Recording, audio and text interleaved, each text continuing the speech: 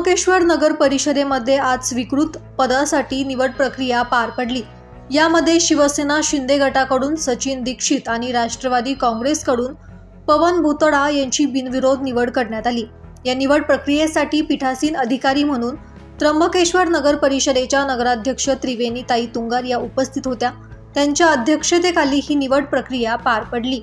यावेळी शिवसेनेचे गटनेते प्रशांत गायधनी, राष्ट्रवादी काँग्रेसचे गटनेते नितीन रामायणे तसेच भारतीय जनता पार्टीचे गटनेते कैलास नाना चौथे यांच्या संगनमताने ही निवड करण्यात आली।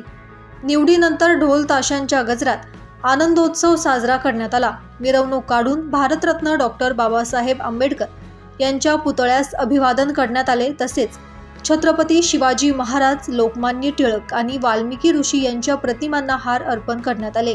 या प्रसंगी त्र्यंबक नगर परिषदेचे मुख्याधिकारी राहुल पाटील, नगराध्यक्ष त्रिवेणी तुंगार, उपनगराध्यक्ष मंजू वारुंचे तसेच तिन्ही पक्षाचे नगरसेवक आणि कार्यकर्ते मोठ्या संख्येने उपस्थित होते।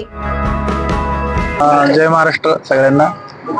आज त्र्यंबकेश्वर नगरपालिकेमध्ये स्वीकृत पदासाठी निवड करण्यात आली।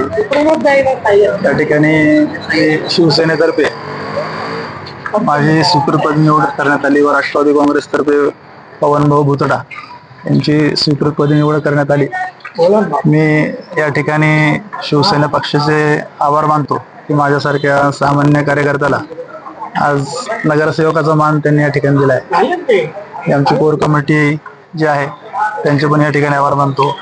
भूषण भाऊ अडसरे असतील, बाळाभाऊ सोनवणे असतील, त्याचप्रमाणे संजू भाऊ कदम असतील, या सर्वांनी प्रशांत भाऊ गायधनी, अनिल जोशी आहे, यांची सगळी कोर कमिटी यांनी आम्ही एकमताने 5 मिनिटात फक्त स्वीकृत पदाचा निर्णय या ठिकाणी घेतला आणि माझ्यासारख्या सामान्य कार्यकर्त्याला नगरसेवक होण्याचा मान शिवसेना पक्षाने दिला।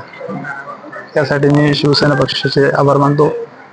आमच्या कार्यकाळामध्ये, आमच्या अधिकारामध्ये स्वीकृत नगरसेवक पदाच्या जे काही कामं असतील ते त्र्यंबकेश्वरच्या विकासासाठी आम्ही या ठिकाणी प्रयत्न करू असे मी या ठिकाणी सांगतो आणि सर्वांचे आभार मानतो। धन्यवाद। जय हिंद, जय महाराष्ट्र। दैनिक भ्रमरसाठी प्रतिनिधी सतीश दशपुत्रे, त्र्यंबकेश्वर।